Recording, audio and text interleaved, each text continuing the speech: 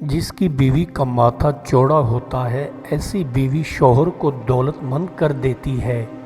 گھر میں رزق کی کمی ہو گئی ہے تو گھر میں کالے رنگ کی حاملہ بکری لے آؤ، افاقہ ہوگا۔ گھر میں مصیبتیں آ گئی ہیں تو گھر میں انڈے دینے والی مرغی لے آؤ، افاقہ ہوگا۔ سر میں شدید درد ہو جائے تو ماتھے پر کیلے کا چھلکا رکھو، سر کے درد سے آرام آ جائے گا۔ گھر میں رزق کو بڑھانا چاہتے ہو تو گھر میں رات کے وقت جھاڑو مت دیا کرو۔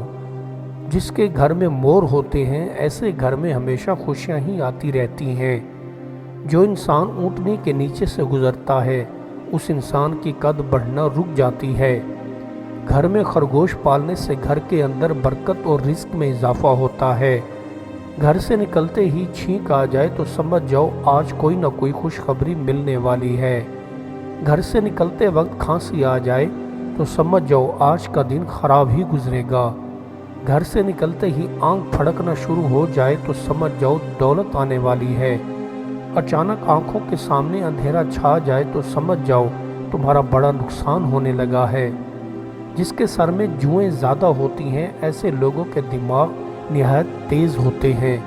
جسم کو طاقت دینی ہے تو روز 3 چیزیں کھایا کرو: الائچی، سونف اور ادرک۔ الو واحد ایسا پرندہ ہے جس کو گھور گھور کے دیکھنے سے انسان کی بینائی تیز ہوتی ہے۔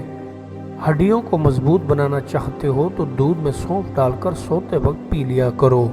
رات کو سوتے وقت تخم بلنگا کھانے سے انسان کی جلد کبھی بھی ڈھلتی نہیں ہے۔ جو انسان منہ کھول کر سوتا ہے ایسے لوگ ذہنی طور پر بہت زیادہ مضبوط ہوتے ہیں۔ جو انسان ادرک زیادہ کھاتا ہے وہ دیر تک جوان اور خوبصورت ترین رہتا ہے۔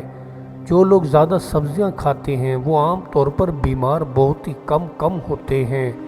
جو لوگ پاؤں گھسا گھسا کر چلتے ہیں ایسے لوگوں کا ذہن کمزور ہوتا چلا جاتا ہے۔ جن لوگوں کی آنکھوں میں تل کا نشان ہو ایسے لوگ عام طور پر وفادار ہوتے ہیں۔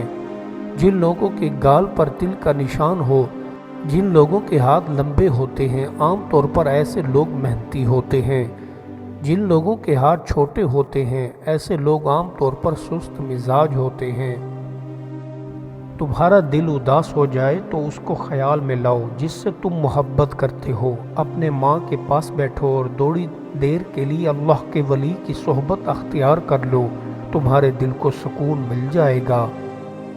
اگر قسمت اور تقدیر کا تعلق ہاتھ کی لکیروں سے ہے تو میری قسمت میرے ہاتھ میں ہے۔ مقبرہ تاریخ پر مجاور بن کر بیٹھنے رہنے والی قوم جغرافیہ سے محروم کر دی جاتی ہے۔ سمجھدار آدمی کو چند جامع کلمات کافی ہو جاتے ہیں جن کے الفاظ کم اور معنی زیادہ ہوں۔ جس کے ہاتھ اللہ ہوگا وہ کسی بھی مصیبت میں نہیں گھبرائے گا۔ اللہ سے ڈرو اور دعا کرو کہ تمہارے دلوں کو اسلام کے لیے کشادہ کر دے اور تمہاری زبانوں کو حق کے ساتھ گویا بنا دے تاکہ اسی حال میں دنیا سے جاؤ تمہاری باز گشت نیک بندوں کی جیسی ہو۔ محبوب حقیقی جو عاشق کی عقل کو سلب کر لیتا ہے تو اس سے وہ مورد الزام نہیں ہو سکتا، کیونکہ عاشق کو مسلوب العقل کرنے سے اس کا مقصود یہ ہے کہ اس کو درجہ کمال پر پہنچا دے، اور یہ سلوک باعث شکایت نہیں بلکہ محل شکر و امتنان ہے۔ جب دسترخوان پر بیٹھو تو اتنا کھاؤ کہ بعد میں کھانے کی گنجائش باقی رہے، تو اس سے تمہارا ہاضمہ بہتر رہے گا اور تم ہر بیماری سے محفوظ رہو گے، بڑھاپے سے بھی محفوظ رہو گے۔ جو انسان گناہ کے بعد شرمندگی محسوس کرے تو سمجھ جاؤ اس کے اندر تھوڑی بہت غیرت باقی ہے، وہ سیدھے راستے پر آ سکتا ہے، بس اس کے کوئی ہدایت دینے والا ہو۔ کامرانی کائنات کی حسین ترین حور ہے جو دل کی دنیا کو نور اور سرور سے معمور کر دیتی ہے۔ وادی العن میں محبت کی تانے ساز محتاج نہیں ہوا کرتی۔ سب سے پہلے اپنے نفس کی اصلاح کرو، اللہ تعالیٰ کی نعمتوں کا شکر ادا کرو، اولیاء اللہ کے پاؤں کی خاک بن جاؤ، نفس کا ساتھ نہ دو، صرف اللہ تعالیٰ کے ہو جاؤ۔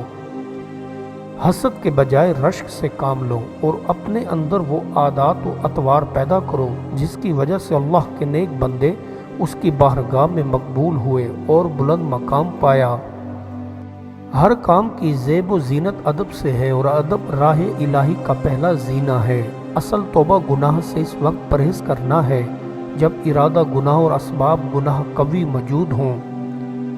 یقین کامل کی نشانی ہے کہ اللہ کی رضا کے بغیر پیدا شدہ گوشت کینچی سے کاٹ پھینکنے کے بعد اسے نجات حاصل کی جائے اور اس کی جگہ رضائے الہی سے نیا گوشت پیدا کیا جائے۔ جو لوگ حق تعالیٰ کے احکامات کی پوری پیروی کرتے ہیں، اللہ تعالیٰ دنیا اور آخرت میں ان کا مقام بلند و بالا کر دیتا ہے۔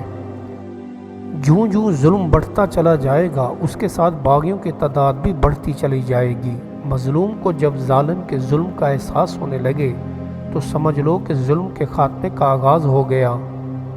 درویشی مصیبت کی نہر ہے اور اس کی تمام مصیبتوں میں عزت پوشیدہ ہے۔ ظاہری طور پر مشکلیں نظر آ رہی ہوتی ہیں، لیکن پس پردہ راحت و سکون چھپا ہوتا ہے۔ کئی لوگ اصولوں کو پختہ ہونے کا موقع نہیں دیتے۔ ان کی مثال ان بچوں کی سی ہے جو پھولوں کو زمین میں بوتے ہیں اور بار بار انہیں باہر نکال کر دیکھتے ہیں کہ وہ اگ بھی رہے ہیں یا نہیں۔ جہاں پھول برستے ہیں وہاں ہاتھ پھیلائے بغیر زینت و ستار ہو جاتے ہیں۔ غصہ، عقل، ایمان اور ہمدردی محبت کو جو انسان کی کل کائنات شرافت ہے برباد کر دیتا ہے۔ ہر بندہ جو کام کرتا ہے یا تو وہ اسے کسی کے خوف سے کرتا ہے یا شوق سے۔ یہی خوف اور شوق دو زنجیریں ہیں جو لوگوں کو خاص مشاغل کی طرف کشاں لیے جا رہی ہیں۔ حیاتی موت سے نہایت نزدیک ہے اور جو چیز فوت ہو جائے اس کا پان نہایت دشوار ہے۔ جو اپنے مقصد تک پہنچ جائے بس پھر اسے موت کے انتظار میں رہنا چاہیے۔ اے لڑکے، نہ قبولیت کو سوچ اور نہ رد کو، ہمیشہ امر اور نہیں کو دیکھتا رہ۔ جذب کا پرندہ اچانک گھونسلے سے اڑے گا، جب تو صبح کو دیکھ لے تب شمع بجھا دے۔ جو بندہ دنیا کو پہچان لیتا ہے وہ دنیا کو اپنا جان لیوا دشمن سمجھتا ہے۔ نعمتوں کے بندے تو بہت ہیں لیکن انعام کرنے والے کے بندے بہت کمیاب ہیں۔